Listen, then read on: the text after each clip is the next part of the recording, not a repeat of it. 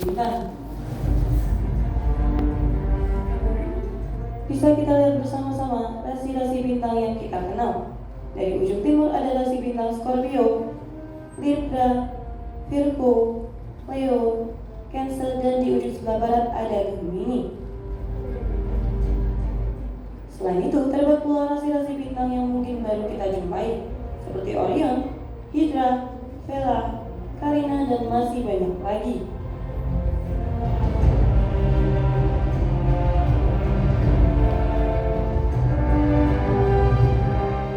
Pengunjung sekalian, oleh para astronom kita, rasi bintang dikelompokkan menjadi dua, yaitu rasi bintang zodiak dan rasi bintang non zodiak.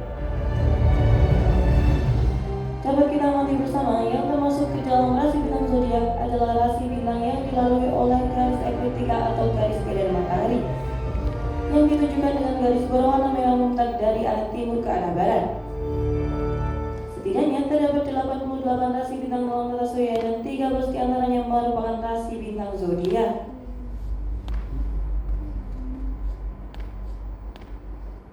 Seperti yang kita ketahui, selain bumi mengitari matahari, bumi kita juga berputar pada porosnya, yang disebut dengan gerak rotasi bumi. Sejatinya, arah gerak rotasi bumi adalah dari arah barat ke arah timur, sehingga mengibaratkan benda-benda langit yang diam seolah-olah ikut bergerak dari arah timur ke arah barat. Gerakan ini biasa disebut sebagai gerak semu harian benda langit. Akibat rotasi bumi antara lain terjadinya siang dan malam dan perbedaan waktu di beberapa wilayah.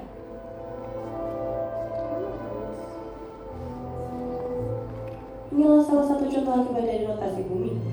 Dapat kita amati bersama, planet Jupiter yang tadinya terlihat sekarang sudah tidak terlihat lagi. Dan beberapa benda langit yang di awal malam belum terlihat sekarang sudah mulai terlihat seperti bulan, planet Venus, dan planet Saturnus.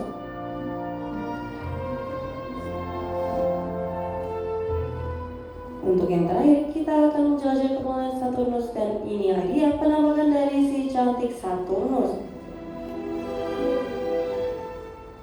Saturnus merupakan planet keenam dan terbesar kedua di tata surya kita. Jangan tergolong ke dalam planet Jovian atau planet gas. Ciri khas planet ini yaitu adanya cincin yang menyelingnya. Cincin tersebut jumlahnya ribuan dan terbentuk dari bebatuan yang diselimuti oleh es hasil tabrakan antara satelit Saturnus di masa lampau.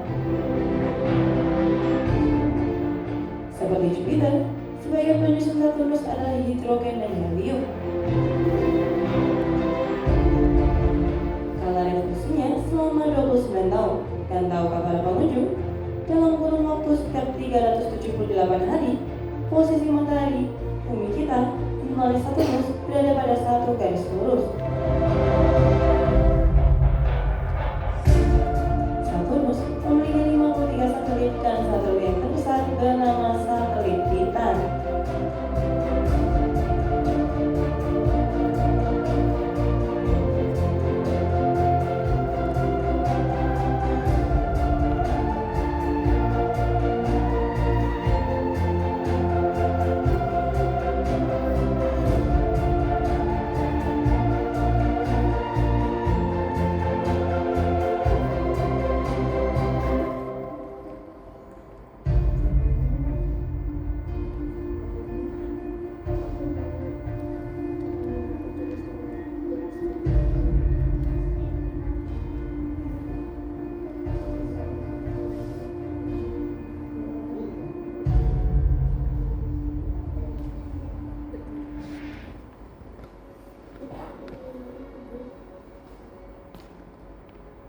Menjelang akhir malam,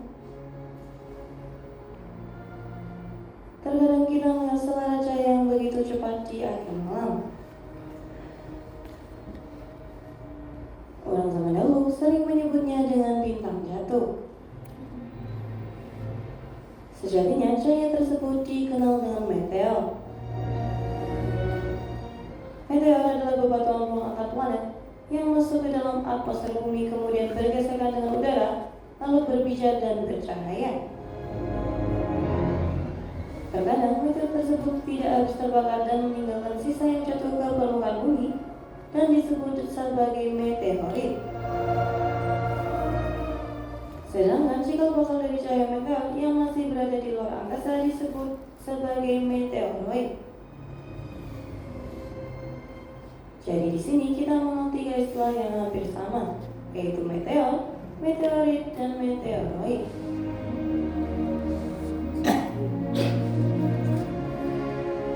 Lalu bagaimana dengan hujan meteor? Hujan meteor adalah fenomena astronomi yang terjadi ketika sejumlah meteor terlihat bersinar terang pada langit malam. Saat hujan meteor, jumlah meteor yang masuk ke bumi sangat banyak. Jumlahnya bisa mencapai 120 meter setiap jamnya.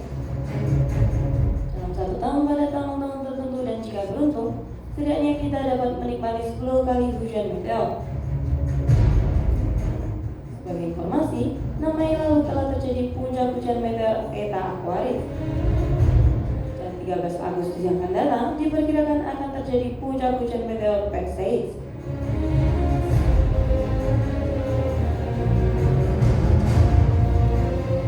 Bagi para pemuda yang belum pernah menyaksikan indahnya hujan meteor, sekarang adalah kita bersama-sama menikmati simulasi indahnya hujan meteor.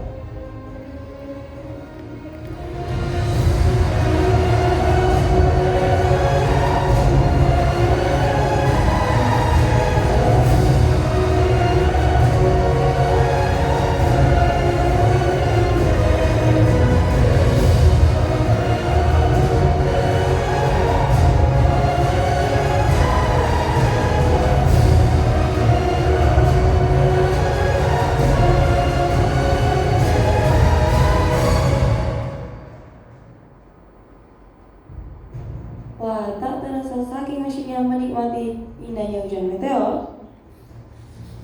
Sekarang waktu sudah mendekati pagi dan saatnya kita menanti datangnya mentari pagi.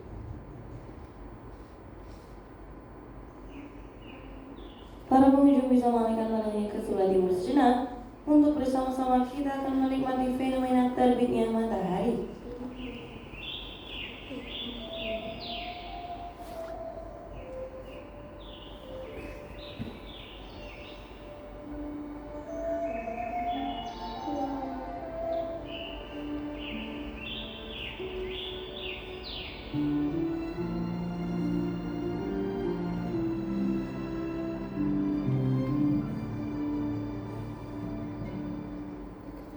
Perlahan-lahan matahari mulai terbit. Saya akan mengucapkan selamat pagi. Selamat pagi pengunjung sekalian. Ternyata sudah 1 malam kita bersama-sama menikmati dan mempelajari benda-benda langit yang tampak di langit malam kota Yogyakarta. Seperti biasanya, datangnya pagi selalu ditandai dengan terbitnya matahari dari sebelah timur. Pagi sejenak kita melihat isi dari permukaan matahari.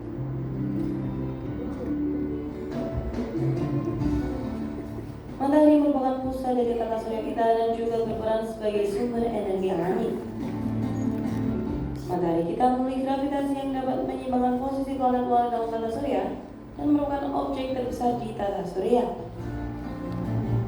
Matahari menyebabkan beberapa fenomena seperti arus laut, cuaca, iklim, dan aurora. Temperatur inti matahari adalah 14 juta derajat Celcius, sedangkan di permukaannya 5.500 derajat Celcius. Seperti yang kita lihat, warna dominan matahari adalah orange kekuning-kuningan, dan karena pengaruh dari atmosfer bumi, warna matahari bergradasi, mulai dari orange tua hingga kuning cerah. Setelah mengamati indahnya isi angkasa, sekarang kami akan mengajak para pengunjung untuk menyaksikan film singkat yang akan kami sajikan. Pada para pengunjung, kami ucapkan selamat menyaksikan.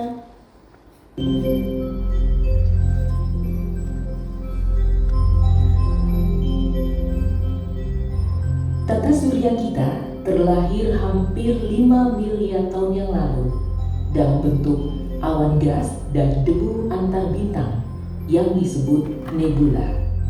Nebula ini dahulu adalah ruang kosmik, salah satu tempat dari banyak tempat yang sama dalam formasi bintang galaksi kita. Nebula yang melahirkan matahari kita dimulai saat awan gas dan debu menjadi padat. Daya tarik gravitasi karena bintang jatuh dan gelombang kejutan dari ledakan supernova terdekat dapat memicu urutan kelahiran bintang. Pada pusat awan, material runtuh karena tarikan gravitasinya sendiri. Inti matahari menjadi lebih panas sehingga menarik lebih banyak material. Bagian tengah inilah yang menjadi protosan.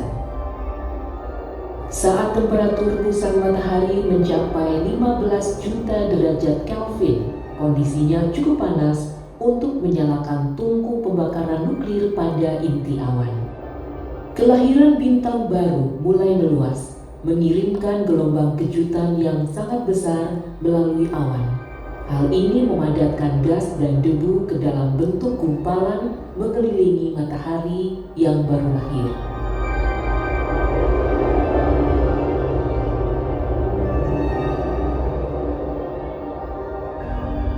Atom gas di awan mendingin dan mengembun menjadi partikel-partikel logam dan bebatuan.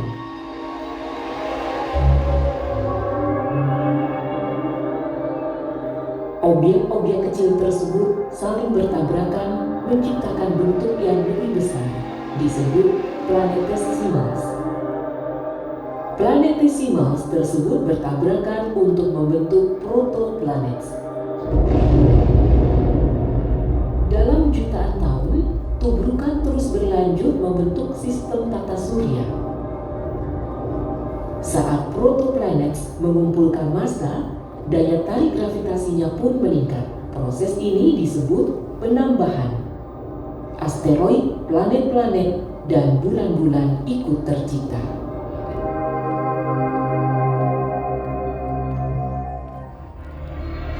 Bulan terlahir sebagai hasil bencana tabrakan antara bumi dengan benda berukuran sama seperti Mars di awal pembentukan tata surya. Ketika bumi dan planetesimal bertabrakan, puing-puing tersebar ke angkasa.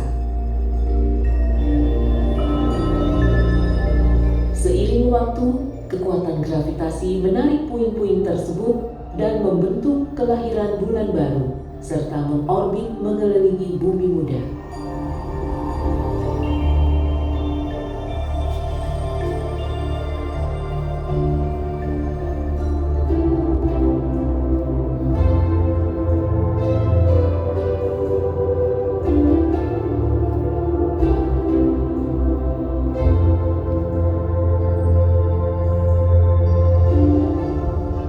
Bulan Saturnus yang disebut Mimas meledak ketika sebuah benda besar menabraknya.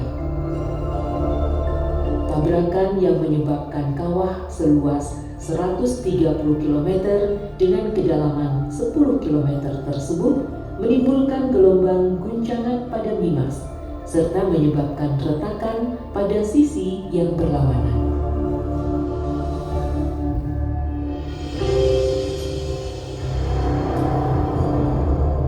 Planet-planet juga memiliki bekas tubrukan yang sama, misalnya Merkurius yang permukaannya dilapisi dengan kawah-kawah.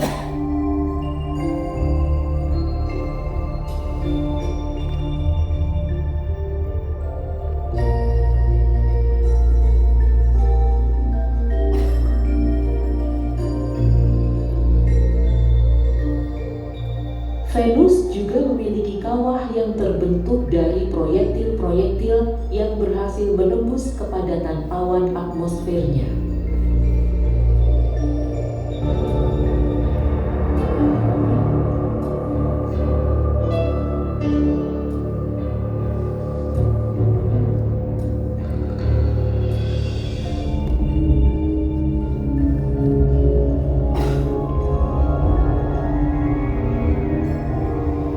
Pada beberapa ledakan yang terjadi di masa lalu, membuat sebuah bencana yang menyebabkan musnahnya seluruh spesies.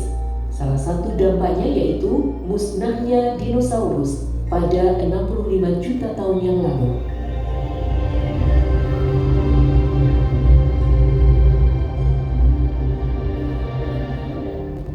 Sejauh ini paling tidak sekitar 170 dampak kawah telah ditemukan di bumi. Sebagian besar oleh para ilmuwan di area yang memiliki dana cukup untuk penelitian, seperti di Eropa, Amerika Utara, dan Australia. Dengan semua tumpukan ini yang melibatkan planet-planet termasuk bumi dan bulan, Anda mungkin berpikir tata surya yang kita huni ini menempati zona bahaya nyata di dalam kosmos. Namun, terlepas dari sejarah tata surya, formasi dari planet-planet, bulan, dan asteroid sebenarnya telah menyapu banyak sekali material melayang bebas yang telah ada jutaan tahun lalu. Hal ini telah menyebabkan penurunan drastis jumlah material yang berpotensi menjadi impaktor atau penabrak yang mungkin bertumbukan dengan kita saat ini. Sebuah bencana seperti tabrakan antara komet Shoemaker-Levy 9 dengan Jupiter dahulu merupakan ancaman yang reguler. Saat ini, kejadian-kejadian seperti itu sangat jarang terjadi. Dan inilah bukti lebih lanjut bahwa kita hidup di tempat yang relatif aman, yaitu setelah hampir 4 juta tahun menjelajah planet bumi, kehidupan telah berlanjut. Ras manusia masih ada di bumi untuk mempelajari tata surya, bintang-bintang, dan galaksi di luar. Dan kami berharap bumi akan tetap aman bagi kita, rumah aman bagi generasi yang akan datang.